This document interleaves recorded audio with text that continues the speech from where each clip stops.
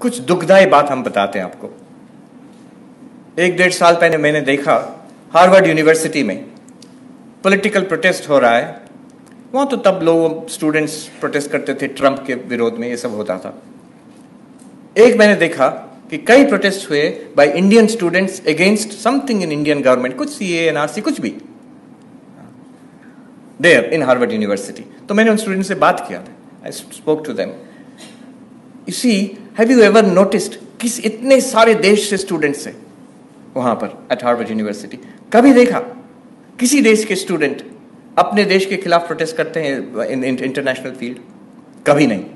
I never saw it and they also could not से, हाँ ऐसा तो कभी नहीं देखा। क्या उन सब देशों में कुछ गलत नहीं है? इंडिया से बहुत ज्यादा बुरा हाल है उधर, many many countries much worse.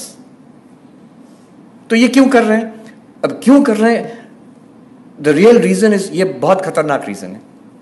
It's not really कि मैं ये पॉलिटिकल इशू को सपोर्ट करता हूं, हमारा गवर्नमेंट या कोई कुछ खराब कर रहा है उसके खिलाफ हम प्रोटेस्ट करें, that you can do.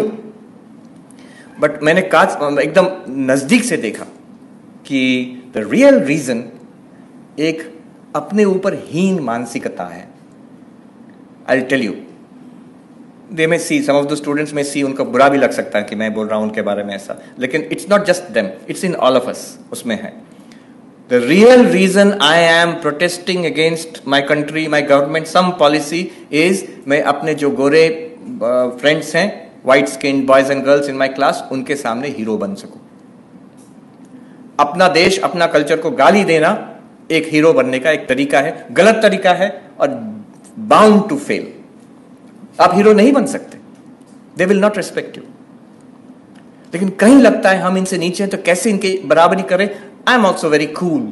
Being cool is, I'm also very cool. I can criticize my country. मैं इतना forward thinking हूँ। I never saw that same thing in any other student group. Unfortunate, very unfortunate. It comes from a sense of inferiority. अपने ऊपर श्रद्धा नहीं है, इसलिए अपने देश के ऊपर श्रद्धा नहीं है। Look at the difference in what Swami Vivekananda did. More than 100 years ago, one of the speakers pointed out, going there at that time when this country was colonized, when this country was desperately poor, people were starving, illiterate, under a foreign power, सब लोग नीचा दिखते थे भारत को। तब के दिनों में जाकर Swami Vivekananda in the West, at no point did he ever once criticize India. Not only that, at every time when India was attacked, he defended India fully. He did not give 1 inch of ground. And when he came back to India, he did not spare us. Her lecture big against casteism, against the oppression of women, against superstition. He hit us very hard. लेकिन उनका क्या था? आपको criticise करेंगे आपके मुंह पर, आपके पीठ पीछे, आपको I will defend you till my death. This was the spirit of Vivekananda. In contrast to that, I am sorry to say, there are students की बात नहीं कर रहा हूं, they are young. There are any number of professors in American universities, अच्छी positions में हैं, our own intellectuals, Indians, who have made an industry out of criticizing India. और तो वहाँ गोरे लोग कंफ्यूज क्यों नहीं होंगे? ये इंडियन प्रोफेसर आके बोल रहे हैं कि इंडिया इतना बुरा है, तो students will be confused. So this is something that it comes from lack of Shraddha. I don't have Shraddha in myself. I cannot have Shraddha in my culture. एक छोटा सा एग्जाम्पल देते हैं आपको। हम पढ़ रहे थे जब at the peak of the COVID, तो यहाँ का सरकार ने they had made an announcement that इतने बजे क्या वो शब्द, शंख बजेंगे, घंटा बजेंगे, बेल बजेंगे, तो ये सब for a few minutes every day to raise the morale of the people and what not. और तब मैं पढ़ रहा था, तब I was in New York.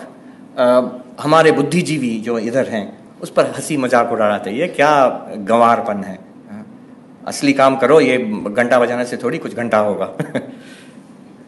And you know, I was so hurt by this because I was sitting in New York, और हर दिन 6:30 बजे न्यूयॉर्क में, मैनहट्टन में घंटा बजाते थे।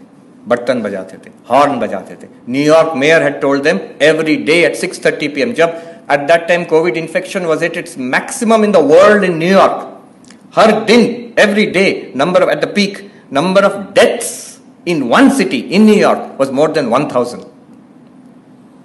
अभी भी हडसन रिवर के तट पर देर आर रेफ्रिजरेटेड, बड़े बड़े ट्रक्स हैं, रेफ्रिजरेटेड ट्रक्स, उसमें क्या है, डेड बॉडीज हैं, कोई क्लेम नहीं किया है. हम लोग को कैसे पता चला? जो ट्रक के मालिक हैं बोले भाई अब तो हमारा ट्रक वापस करो, बॉडीज को जलाओ. At that time New York mayor had said. अब now my feeling is people did not know this. हम जब बताए इंडियंस को, उनको पता नहीं था. ऐसा, अच्छा ऐसा हुआ है. I can tell you with guarantee, वो सेम बुद्धिजीवी अगर उनको पता चलता कि न्यूयॉर्क में ऐसा होता है, तब वो चुप हो जाते हैं.